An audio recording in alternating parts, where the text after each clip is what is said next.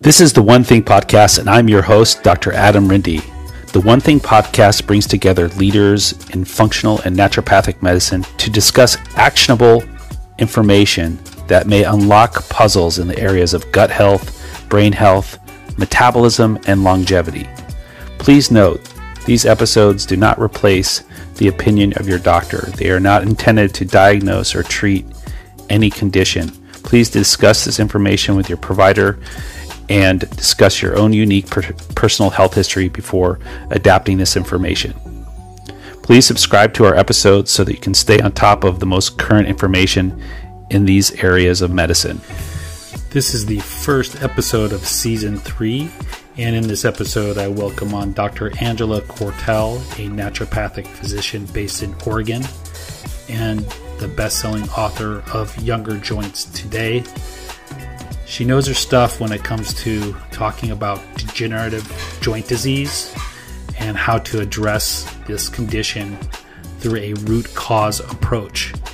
We're going to speak about her 7-step approach to addressing degenerative joint disease. Some people know degenerative joint disease as osteoarthritis. We're going to go into the inner world of how to treat this from a multi-disciplinary approach, including diet, nutrition, hormones, and regenerative therapies. So without further ado, I welcome you to this next episode of the One Thing Podcast with Dr. Angela Cortal.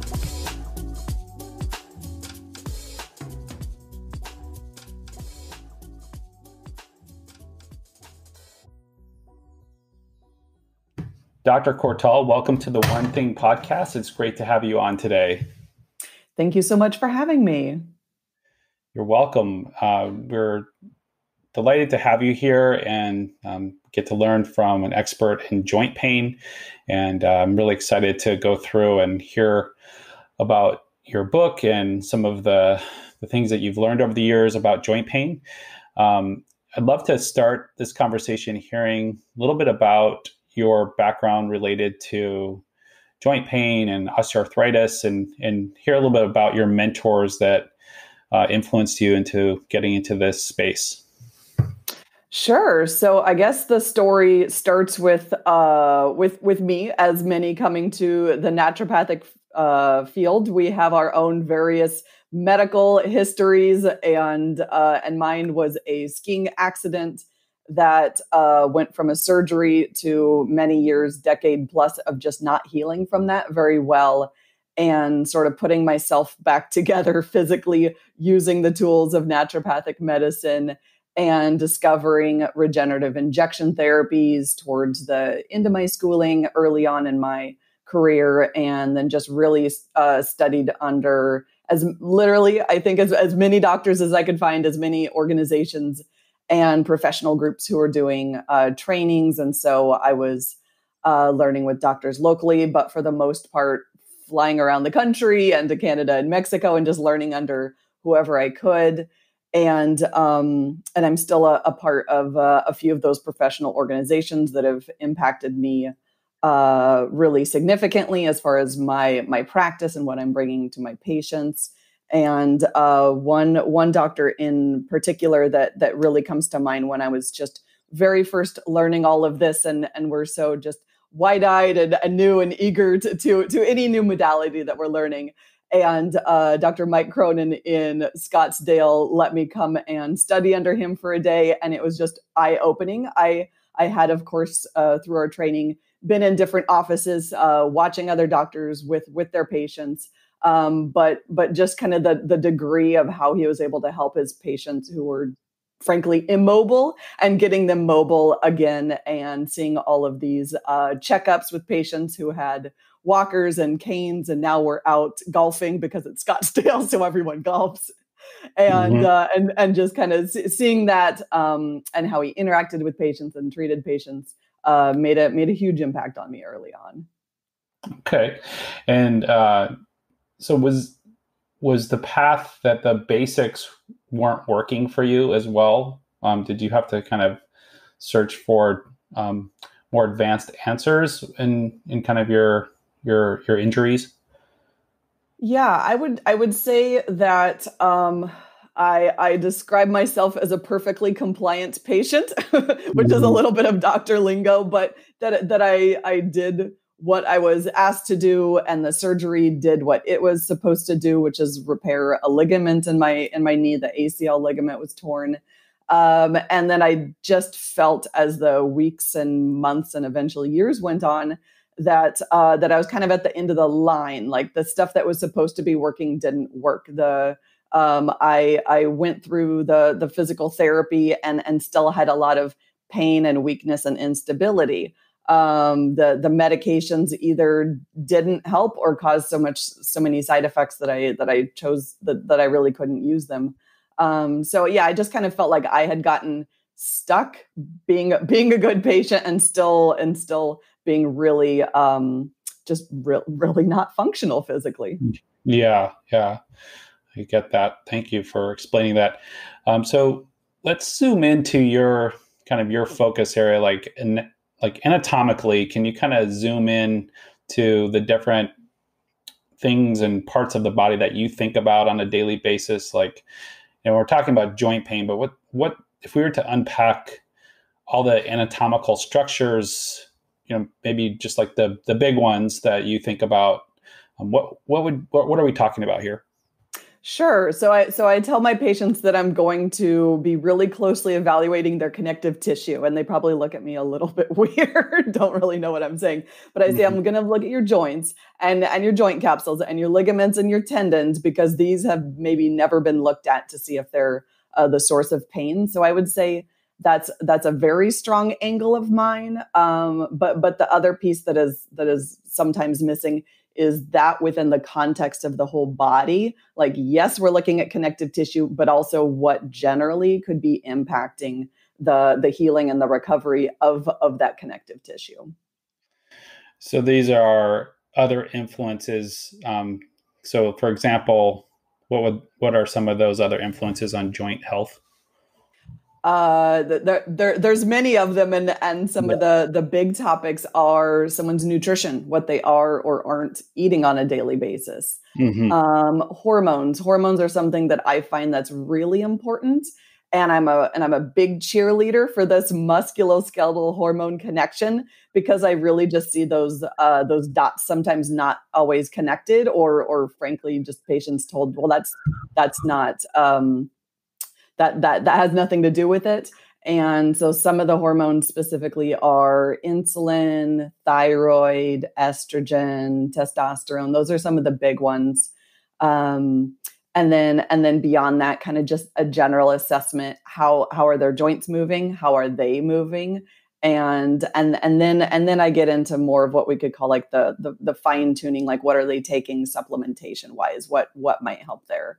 And I just really want to cover all of those foundations before we get into the kind of like adding on the icing on the cake, so to speak, but really kind of starting with someone's overall health first before we jump into what should they be doing supplementation or injection wise.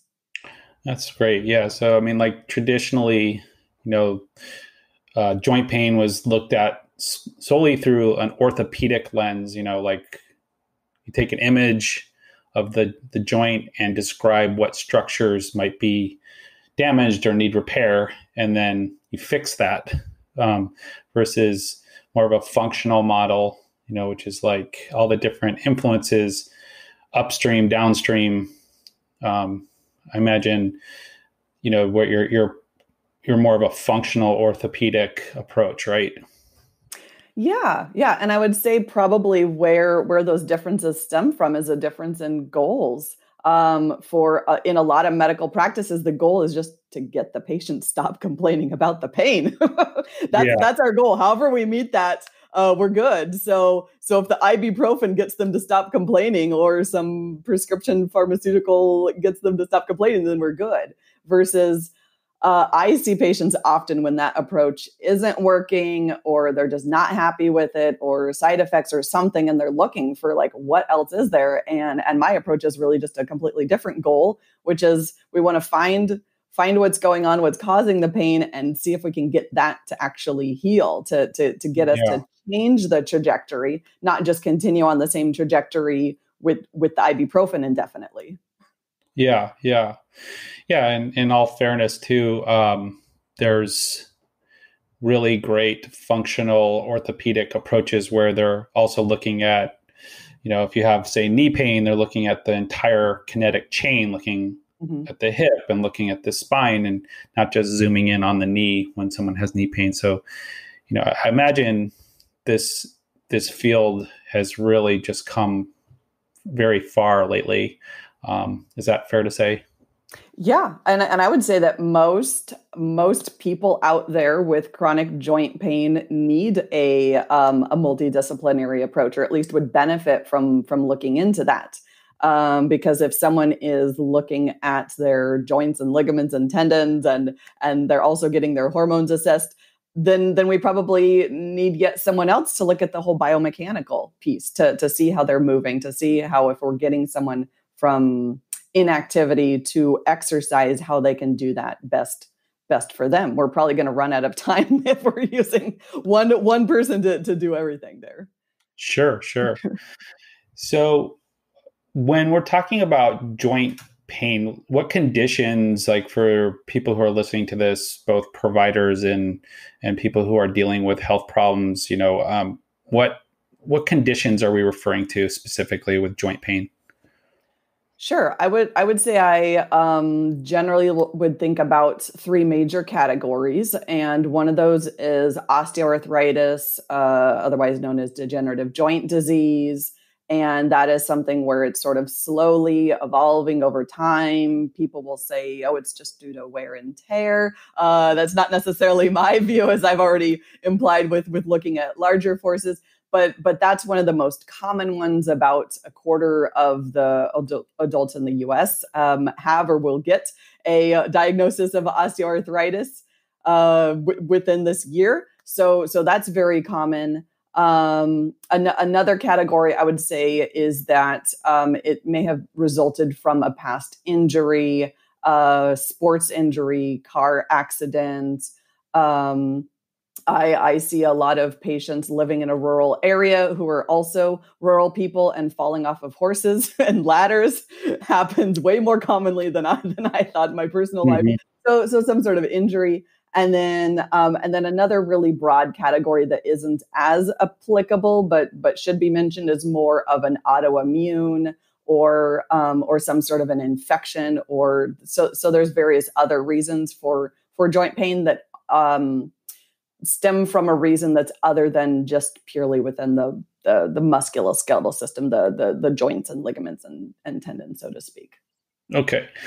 So, so I guess that's really interesting. So one of the things that you mentioned was like an old injury. So in that case, the tendon or the ligament might have repaired faulty. Is that the case? Like if someone has, say like an old ACL injury or an old meniscus injury, and maybe they got through the initial part of that or the initial surgery, and then it still is nagging. Yeah, I would say there's a handful of reasons why, like specifically looking down on a cellular level, why that injury might still be nagging. One is just the healing did not happen completely. And we can think of that like maybe a micro tearing that just really didn't knit back together, or faulty healing, as you mentioned. So when something is torn and our body heals that back up, there's more scar tissue, more collagen fibers that are integrated into that.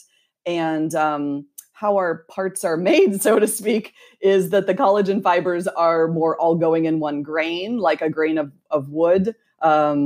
And then when those tears and repairs happen, then the collagen fibers are laid down a little bit more of a haphazard manner, kind of going everywhere. And that isn't as strong. That can also create adhesion. So kind of anchoring of skin or nerves or other structures nearby, and kind of making a whole knot mess of the area.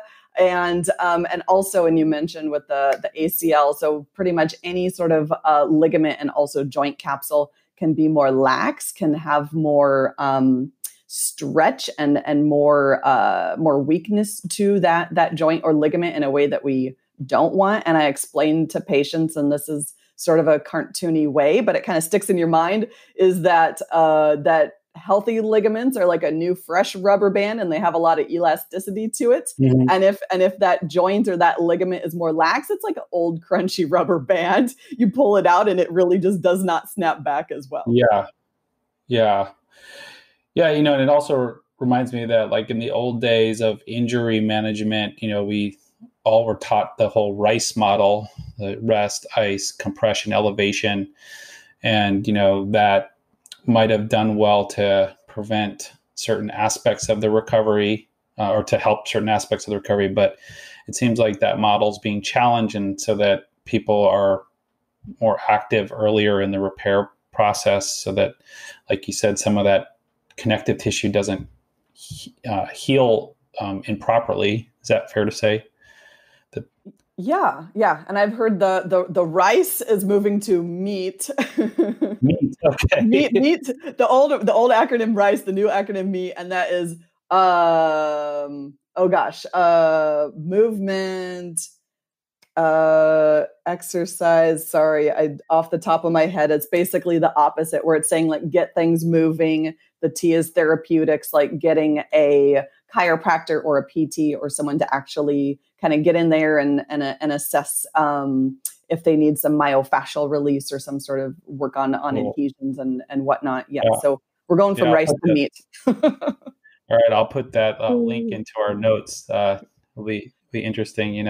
Another useful term for us to remember. So, I think that's helpful. And a lot of people seem, under the proper guidance, seem to do better with that newer model.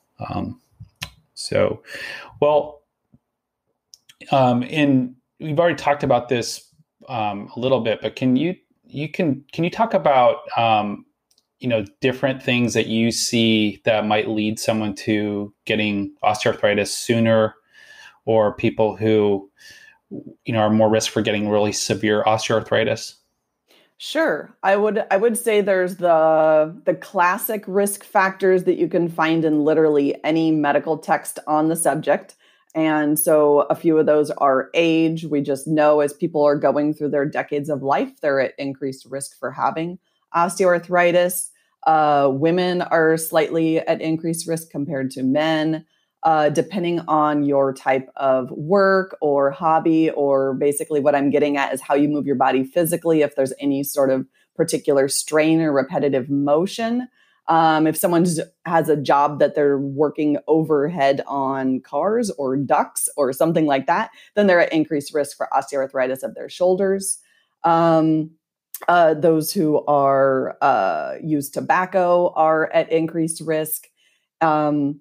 And then I would say jumping off from that is all the other risk factors that I wish were in the more typical textbooks that we see in research and I see clinically as related and as very important, but are just overlooked. And so a few of those that I just briefly touched on earlier. So nutritional deficiencies can put someone at increased risk, hormonal deficiencies. And so specifically, we're talking about with hormonal deficiencies, thyroid and estrogen and testosterone, and then also blood sugar / insulin dysregulation. So those with prediabetes or diabetes, or just generally metabolic syndrome. So someone doesn't have to have a diagnosis of diabetes, but may have another metabolic marker. All of those people are also at increased risk for osteoarthritis. Okay. So if we want to dance into our 80s, we need to take this stuff seriously. Get it dialed in now so you can be even more active in the years to come. Yeah. It's amazing, like, to have the foresight of knowing this and kind of trying to construct your life like 10 years in advance. It's okay, I'm 40 now, or I'm 50 now. Like, what do I want to be doing when I'm 60, and get to work on it? These are things that you can't just all of a sudden turn around on a dime and change. You have to work the farm, as they say.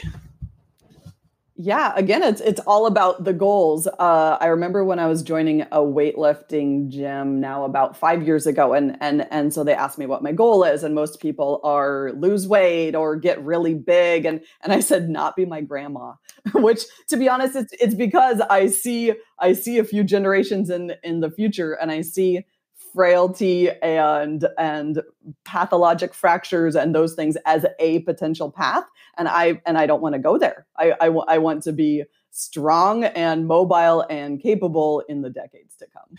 Yeah, I mean, I get it. These are like pain points, right? When for like emotionally, when a loved one you've seen, go through something, and you've seen like 20 different prescription bottles out on the table, and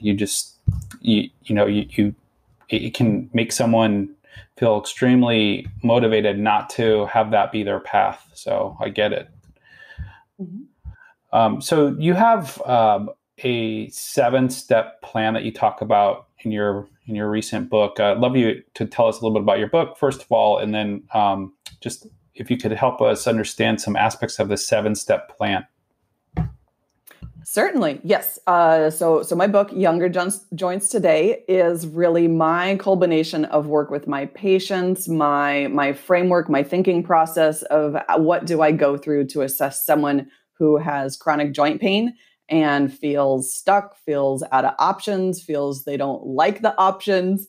Maybe they're told you should be better by now, which is something I heard as a patient, or you're not bad enough, come back in 10 years when it gets worse, or you're not a surgical candidate at all. There's nothing we can do for you besides kind of put you back through the ibuprofen and physical therapy rounds over and over again.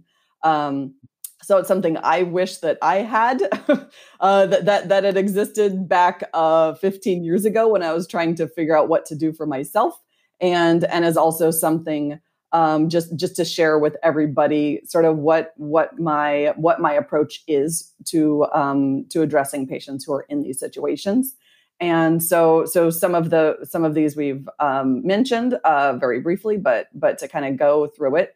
So number one is to really figure out what's going on. Not every person with knee pain, and even if they have a diagnosis of knee osteoarthritis, is the pain coming from the same spot. So I get really, really particular, like I mentioned, with the connective tissue and other influences around the area, muscles, nerves. So there's really many potential, like just in a knee, dozens of places that pain could be coming from. And if we don't figure that out, how can we really make a good path to change things? So we got to figure that out first. And then going from there, nutritional influences.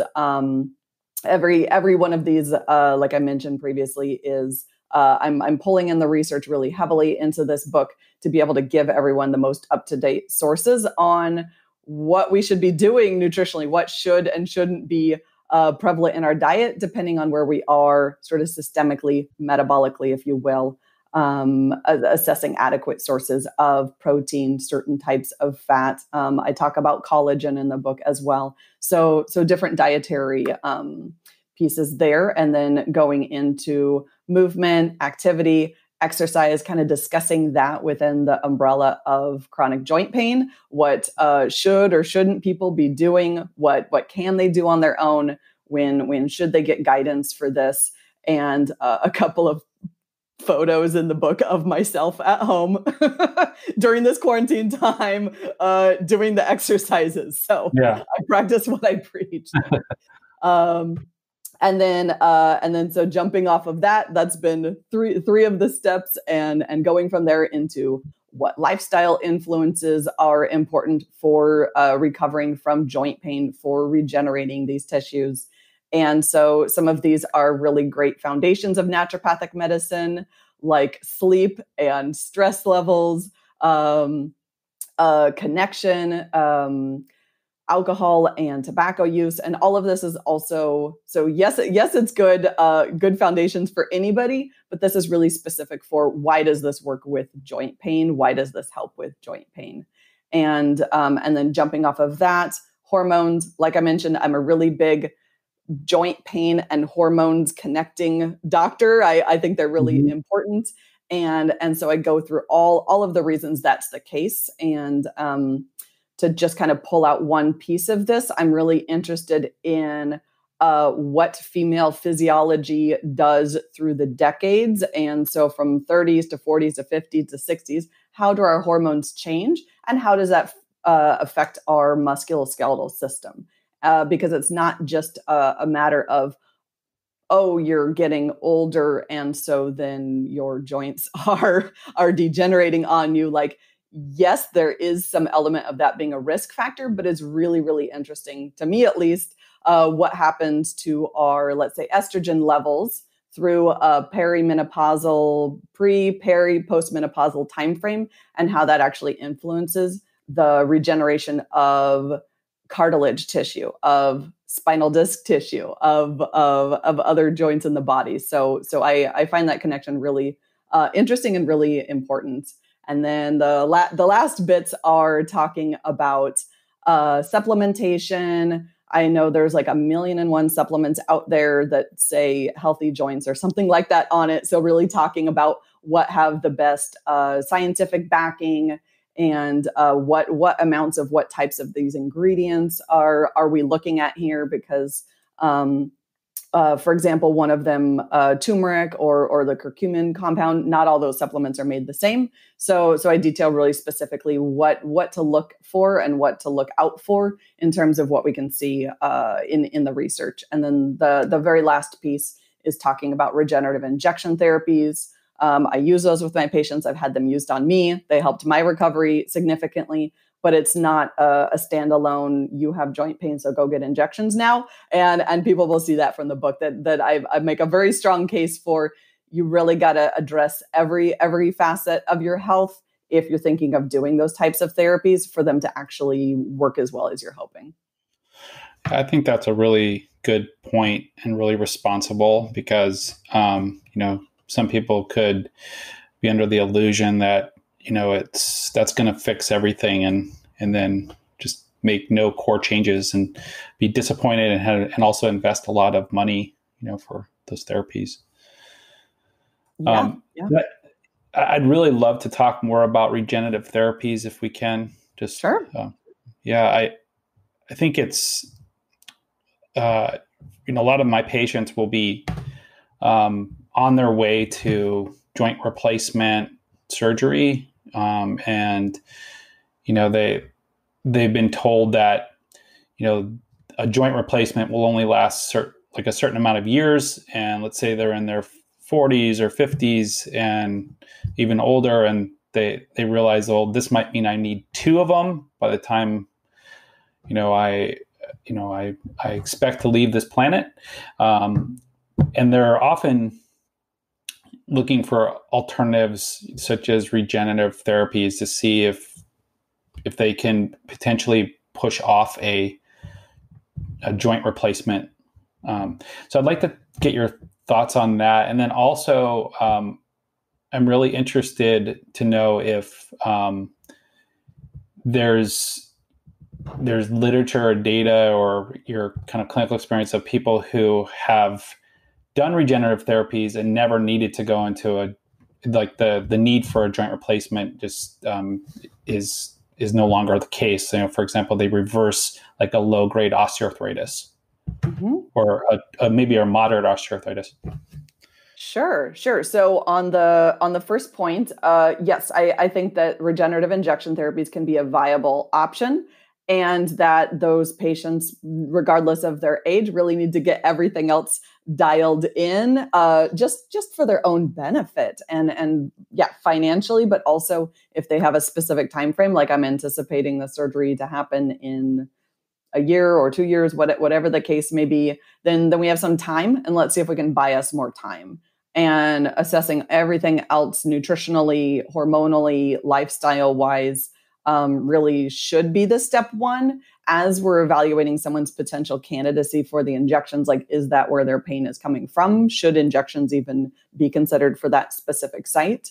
And so prolotherapy is the one that I use mostly. Platelet-rich plasma injections is also a pretty common one. And then I mentioned some of the stem cell and stem cell derived injections also in the book.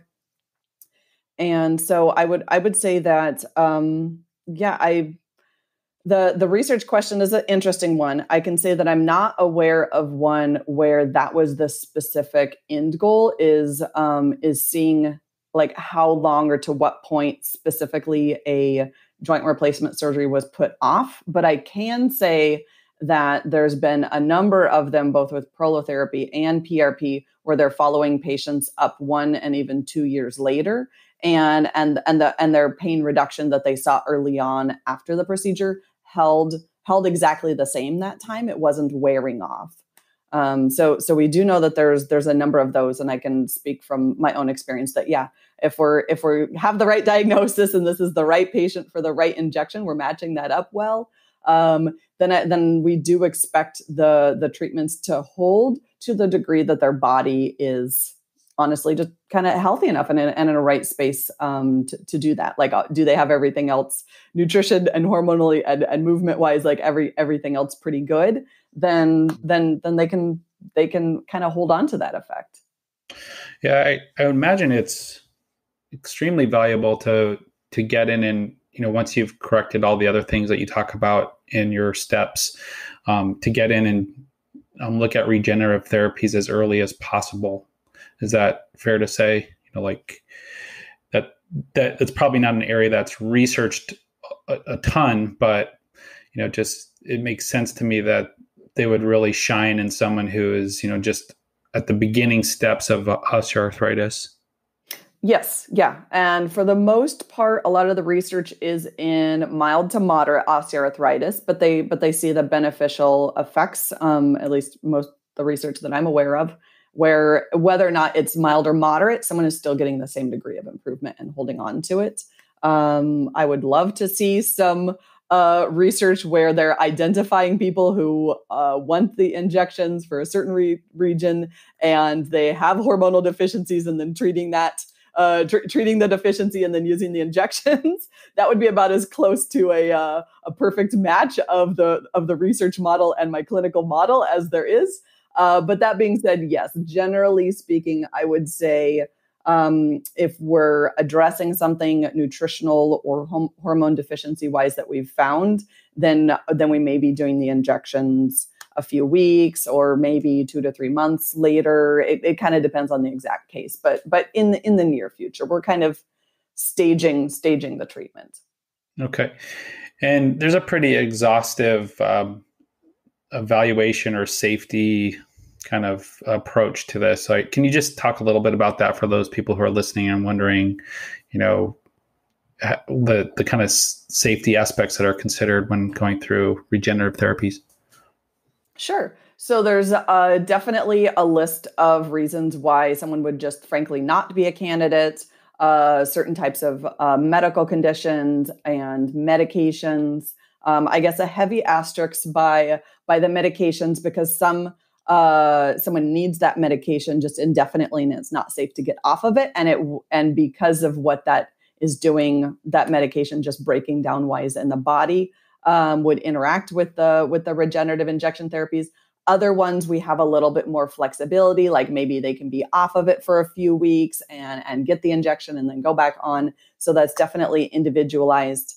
So there's definitely that safety aspect to it. If it's something like a PRP, the platelet-rich plasma injections, then they have to have certain amounts of, let's just say, at least platelets. You have to have enough platelets. So for some of these, blood testing is needed. And I think blood testing is really recommended for any of them just to get a basic sense of glucose, of thyroid, if these kind of things have not been run recently.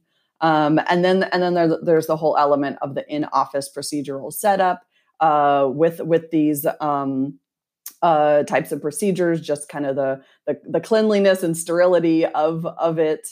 And I was joking with a patient a while ago that now the whole world is sort of like my treatment room setup, where everything's getting sanitized and single use and masks and gloves and everything else. that now you are already COVID COVID ready before COVID. My treatment room did not change, except now more kind of masking of myself and certainly my patient. I guess that's probably the biggest change. But there's that whole element to it as well. Yeah. Well, and in your book, is there some resource, like a resource section, to guide people, like if they're reading your book and kind of looking deeper into some of these different topics and they want to read more? Do you have resources in there? Yes, and what I did as I was writing my book is I was conflicted as to how much extra stuff to put in it versus like take that out and make the kind of the flow and readability of it a little bit better. So what I did is I pulled all that out into a separate booklet and I called it a toolkit. And so that's part of the book that all the readers have, whether it's ebook or paperback book, everyone gets it.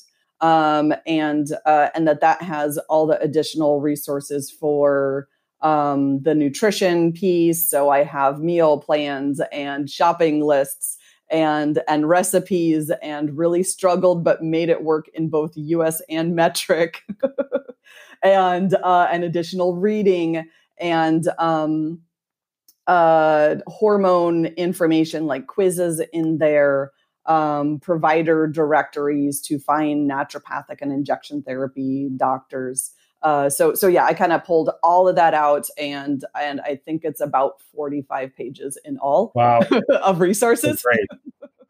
Yeah, and you were so kind to you're going to provide some links, which I'll put in, towards the end of the show today, for our listeners. So thank you. Sure. Yeah, and one of the things that I love hearing about is, since you're really a specialist and an expert in this area, if there was like a moment or a teaching or a learning, or a concept that really just changed how you practice, if there was ever something that you came across and it was like an aha moment, do you remember anything like that in your career? I'm sure I've had so many, Yeah, so many. But I would say one that comes to mind in particular is studying and then assisting with workshops under the naturopathic Dr. Kevin Davison. And he has been doing what I do for I don't know how many decades, and practices in Hawaii. And a big part of his approach that kind of like just opened up my eyes was just about the kind of the feeling and the connection during your work with patients, and sort of the energy of that, and kind of tuning into what you feel in a scientific and also more ethereal realm, more of like marrying our logic and our knowledge and our physical exam findings with the intuition of what you have going on. And it's not to say that topic never came up previously in schooling or with other doctors, but I think what was really unique was that this was also within the regenerative injection therapy realm, which is very sort of hard science and objective. Like, what do you see on physical exam? Do they pass or fail that orthopedic test? What's on the X-ray or the imaging or the ultrasound? And that this was like, yeah, that's all good. And what do you feel? what do you feel about this ligament? Yeah, I love that. Yeah, I've seen that modeled for me as well. Like a doctor, actually a surgeon that I met, modeled that for me. And I really agree that's so powerful. And I learned recently that, that feel or that sense is actually all your years of experience and kind of reading and teaching in classes all coming together at a moment where you just like integrate it. And it's kind of like an intelligence moment where, your experience in work has brought you to be able to help with that kind of decision making. So yeah, it's really fascinating. Well, Thank you so much for sharing with us today all this great information. Is there any take-home messages you want to leave us with, or can you also tell us more about how people can find you or any kind of classes or workshops you're doing? Sure, I'd love to. So I guess my takeaway message is, if any part of my story resonates with your story, I just want to impress upon you, like, keep going. Like, if you feel frustrated, keep going. If you feel stuck, keep going. Just find more out there. There is more out there to find, and that's why I wrote my book, is I felt like this is something I just wanted to get the message out there, that there's a whole world beyond what we're told is kind of the end of our treatment line there. I am all over the internet and social media, so depending on what your preferred way to access me, my website is drcortal.com, and that's DRCORTAL. You can find me on Facebook, Instagram, Twitter, same handle for all of that. It's my full Dr. Angela Cortal. You can find me on all of those.